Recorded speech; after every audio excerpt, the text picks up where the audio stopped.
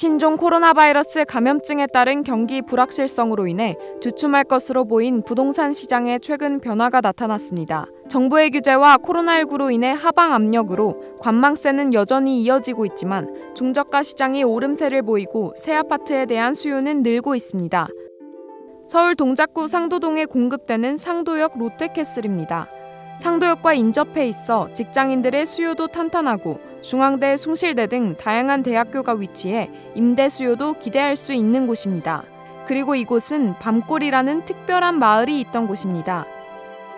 저희들이 이 땅을 취득을 하기 전 한 30-40년 전부터 6.25 전쟁 피난민들이 한두 번씩 정착을 하기 시작해서 수백 동의 무허가 촌이 형성이 되었어요. 그 원주민들하고의 그 약속이 팔고 싶어도 팔 수는 없었고, 그렇지만 재개발을 추진하던 분들이 시공권을 확보하기 위해서 몇 군데의 건설사들이 토지를 매입하겠다고 했지만 이분들하고 약속 때문에 팔 수는 없었고, 이렇게 오랜 시간 동안 사업이 진행되지 못하고 점점 노후화되어 가던 마을.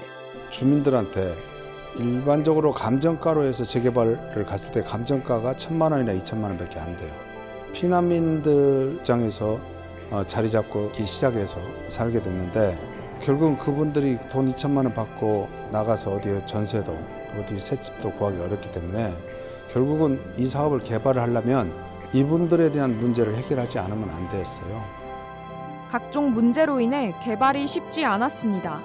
결국은 이 토지가 수십 년 동안 사업이 안 됐던 이유는 결국은 재개발로 가면 주민들이 반대를 하고 관리처분 때 감정가액이 낙객 책정이 돼서, 그렇다고 해서 누군가는 사서 민영사업으로 가려면 점유하고 있는 무허가 가옥주도를 처리하지 않으면 또 민영사업이 안 됐기 때문에 당초에 저희가 취득하기 전 토지주들도 재산세는 내고 토지에 대한 세금은 계속 부과가 되면서도 재산권 행사를 하지 못하고 결국은 팔지도 개발도 못하고 그런 상태였죠.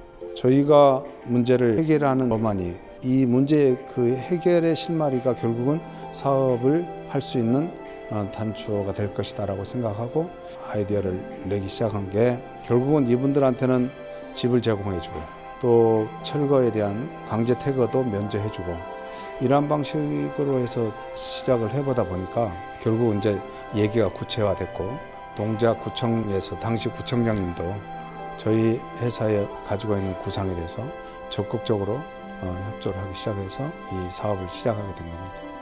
토지를 사기 위해서 가면 거기에 원래 토지를 가지고 있던 토지주들은 자기 지역이 개발이 된다고 하고 또 내 땅을 안 팔면 여기는 개발이 안 된다고 하니 자연히 토지비는 올라갈 수밖에 없죠.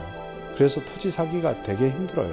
그게 10년, 20년씩 가는 지역주택조합의 극단적인 단점이라고 봐지고, 결국 그렇게 해서 지지부진하게 되고 조합원 가입하려던 그런 분들도 손해를 보게 되고, 또 기대 가치를 크게 생각했던 토지주들도 결국은 기대만 컸지 그 토지를 처분하지 못해서 토지주들도 결국은 잘못되기도 해요. 근데 저희는 저희가 가지고 있는 토지를, 저희가 토지를 100% 확보를 먼저 했고 그리고 나서 조합을 설립을 한 겁니다. 어떤 생각을 가지고 사업을 진행하게 된 걸까요?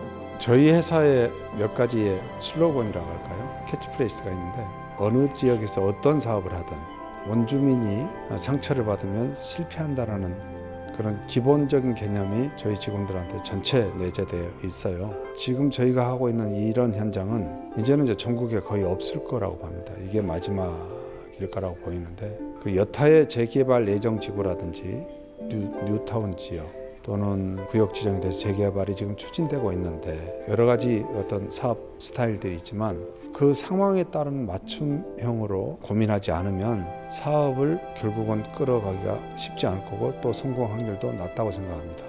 결국은 주민들 문제였거든요. 그렇다면 주민들과 호흡을 같이 하면서 실질적인 그분들의 그 니즈, 그 필요사항이 뭔지 파악을 하게 됐고, 아, 이분들은 이것이 절대적이구나.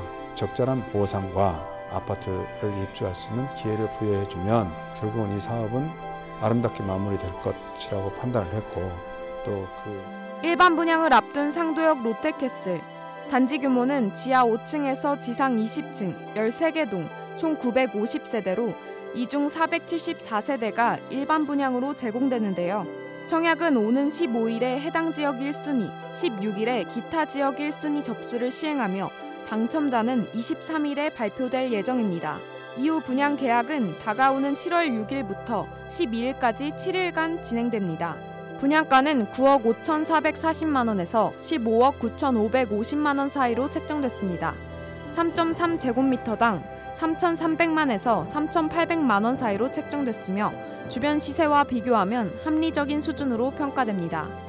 오는 2021년 2월 입주를 앞둔 상도역 롯데캐슬은 후분양 단지로 입주 기간이 짧고 소유권 이전 후 바로 매매가 가능해 청약 경쟁이 치열할 것으로 전망됩니다. 지금까지 보고투자였습니다.